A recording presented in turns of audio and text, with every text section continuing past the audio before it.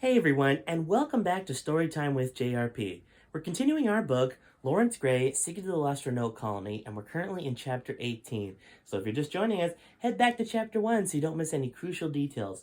So a brief recap of where we are so far. The three main characters, historian Laurence Grey, his friend Jack Larrabee, and Grey's son Jason, have all been captured by the government for accessing a secret government website that revealed the history of the Lost Roanoke Colony. The evil General Sheldon was interrogating them to find out how much they knew and revealed that indeed the Roanoke colony was captured by aliens from outer space. So we're going to continue now to find out perhaps what happened to the rest of the colony and their descendants in Chapter 18 titled The Aliens USB Drive.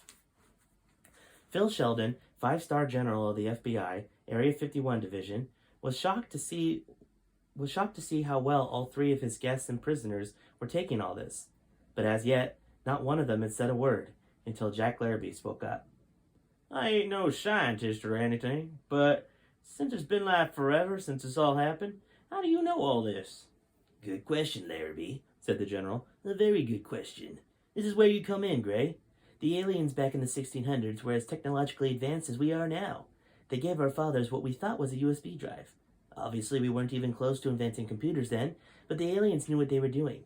They figured that by the time humanity invented something that could be compatible with that USB drive, they would be all done with their observation experiments. Goes to show the aliens weren't all bad after all. They told the world leaders, which included our founding fathers, that this drive would give the world the complete history on the incident, should we forget, along with a clue on how to find the colonists. A clue, huh? Sighed Jason. Typical. Why can't they just say, here's the colonists, treat them fairly? Good point, Jason, said the general.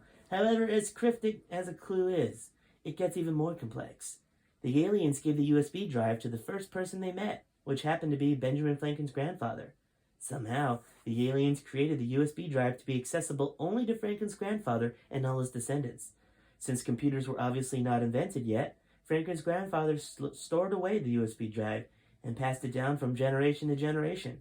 Finally, in the 90s, a Franklin descendant downloaded the drive to his computer, which somehow got transferred to somewhere on the internet. Our analysts deducted that a code is needed to discover the website which the USB information was hidden on. The knowledge of this code, combined with being a descendant of Franklin's grandfather, is what would access the site. And you, Laurence Grey, are that descendant. Wow, so much has been revealed in these last two chapters. I actually highly encourage you to go back and listen to it one more time in case it was too dense.